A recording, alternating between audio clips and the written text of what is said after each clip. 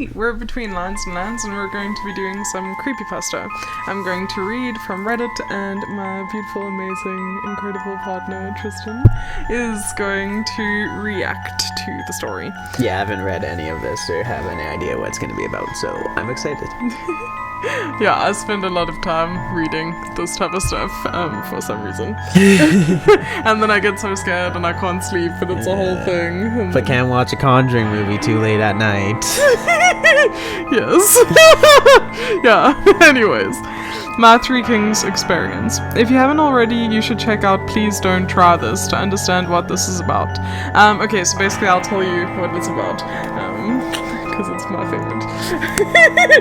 So basically, you close all the rooms in your house, and there's one room where you set up 3 chairs, which are your 3 thrones, and on 2 of the chairs, like on left and right, you have a mirror, and you sit in the middle chair, and then there's a glass of water in front of you, and a fan behind you, and a candle in front of you, and you get locked in there at 3 in the morning. Yes. Sounds lovely. And your loved one watches over the room, but is not allowed to enter the room until 4 a.m. And unless there's like wild screaming or whatever, then they can enter the room and throw the water on you, so that'll like take you out of the but it's not like holy water. I don't know. I guess it's just like the demons don't like water. They're just like cats. But yeah, anyways, it's supposed to be a way to connect with your higher and lower self. It's supposed to be like your guardian angel and guardian demon, I guess. Anyways, there's different theories on what this is and why it works, but the thing that I would say is that if you don't know what you're doing, and if you don't know much about it, I would suggest not doing it. I'm not doing it. You don't want me to lock you in the basement at 3 in the morning? Not really, no. You sure? That's when I'm waking up. Yeah, that's very true. Okay. So let me start by saying I've never done anything like this before and have no idea what to expect. But I have always been more guts than brains, so I figured out, like, what the hell. I don't have a basement in my apartment, so I had to go to my dad's house. I set up everything earlier in the afternoon. 3 wooden armless chairs, 2 big mirrors I borrowed from my stepmother. My power object was a watch from my grandfather. I did deviate from the setup, which you can read at Please Don't Try This, but only just a little. I did set the bucket and mug of water in the floor, but I had no idea what to do with it. I used a small box fan I placed several feet behind me on low, which was still rather strong. I used a 3-inch pillar candle on a plate for my candle. I got nervous and completely forgot my cell phone, so much for backup. The basement itself is very large. It extends almost the entire length of the house, and it's unfinished, so it's bare cement, and one room is framed, but not yet drywalled. There are no windows. It still has that familiar basement feel. Anyway, I sat up, like I said, and tried to get some sleep on the couch until 3 a.m. My alarm woke me. I lit the candle in the darkness and made my way down the steps to the basement. My girlfriend sat by the door at the top of the stairs and read while I went in. When I went down the stairs, I was extremely nervous and excited, and I forced myself to stare at my hands and the candle flickering between them and nothing else. Immediately, when I entered, I felt like someone was in the room with me, a definite presence, just watching. I made my way to the throne, being very careful not to knock anything over or to look at the mirrors. Yeah, because that's a big thing. Like, you're not supposed to look into the mirrors. Okay. Yeah. I sat there. Is there a specific reason why not to look in the mirrors? Because if you look into the mirrors and it catches in your eyes, there can be transference. Oh. Yes. So, sketchy. Yeah, definitely don't want to be possessed. No, not today. Tomorrow? No, continue. Never.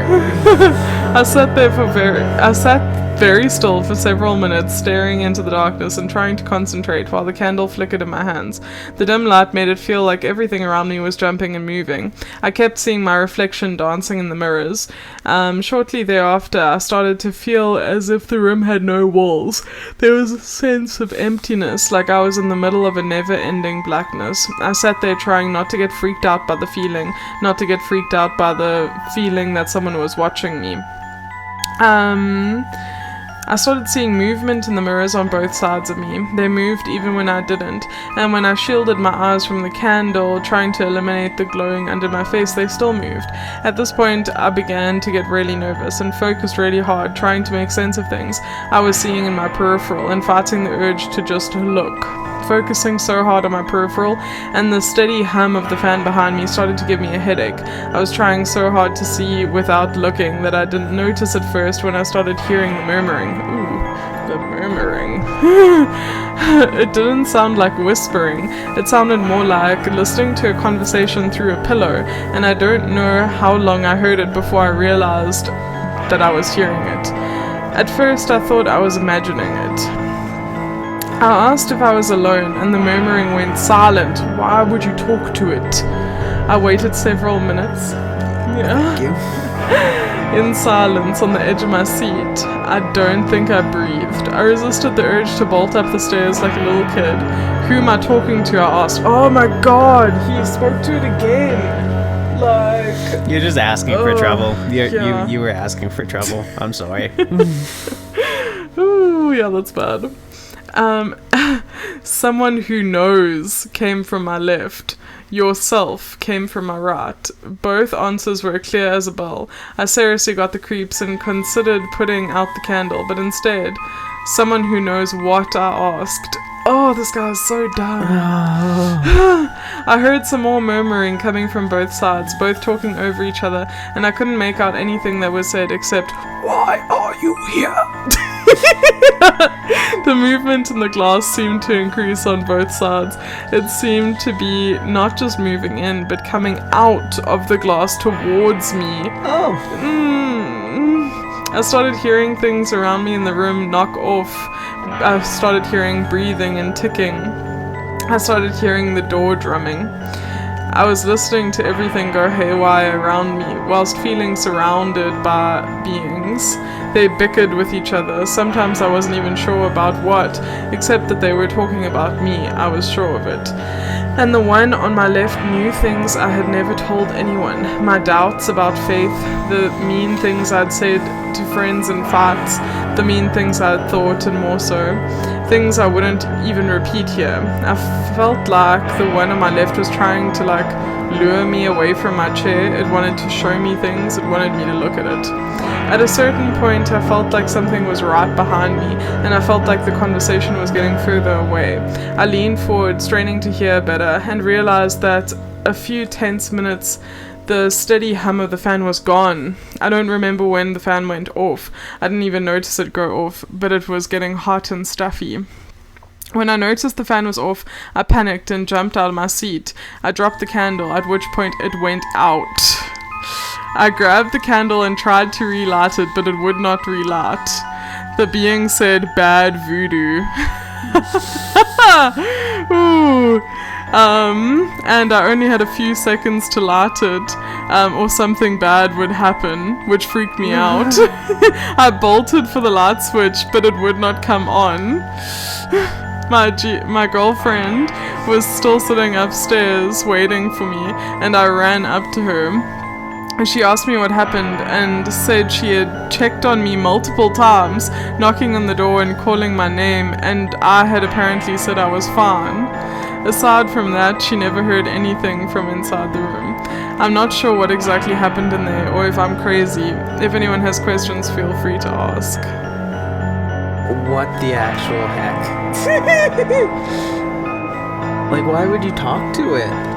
That is beyond... It's basically like getting out a Ouija board and being like, speak to me. Yeah, it's like that game, that we watched the other day, where they take hold of the hand. Yes. Yeah. Yeah, no thank you. Yeah. Yeah, that just seemed like a whole lot of asking for it. And you're doing a game kind of thing that, like, you know stuff like this will happen. So, yeah, I just think, I don't really know what to make of it completely. I would be terrified, for one. Yeah. Like, I don't know, how would you feel in that situation? Would you do that to begin with? Would I do the ritual? Yeah. No, definitely not. I think the fact that it has to be at 3 a.m. is very sketchy. Yes, very sketchy. Yeah, and then I think that mirror work is considered one of the most dangerous things to do spiritually. Yeah. Like even like shamans who have been working for like decades Don't do mirror. Yeah, like it's a very known thing. Yeah, and then there's just so many elements to it. Like if you really know about the occult, you know, like that they're placing you into a summoning circle basically. Yeah. Like because you've got all of the elements there, and you're putting yourself in the sacrifice position essentially because you're in the middle of the circle. Yeah, I wouldn't put myself in that situation. That's just a big no for me. Yeah, So. I don't know, like yeah. Well, no, definitely very interesting, but it's not something I would ever do. No. Well, anyways, thanks for joining us for Creepypasta episode. We will do more Reddit stories and stuff like that. Actually, can I read a short one? No, of course, yeah. This is the Raven Man ritual. So, I attempted the Raven Man ritual earlier tonight. It is a cloudy and very dark night outside, so I thought this would be a good time. I don't believe that I had very much success in calling anything, Raven Man or otherwise. However, I will go ahead and share my experience. I laid out my candles in a line and gathered my other materials. My chosen item of protection was a bracelet with the symbol for the Buddhist divinity of my birth year. I'm not a practicing Buddhist or religious, but the symbol carries more symbolic and sentimental meaning to me than other symbols of protection. I choose to perform the ritual in a room that I could close the door and exclude all outside light. Because of that, I left the light on until the first candle was lit, because otherwise I couldn't see to strike my match. I don't know if this may have interfered with anything. Once I had lit 4 of the candles and read the lines, I used a needle to prick my finger. I then lit the 5th candle and squeezed a drop of blood onto it while reciting the proper lines. I spoke the lines a few more times aloud before remaining quiet and waiting.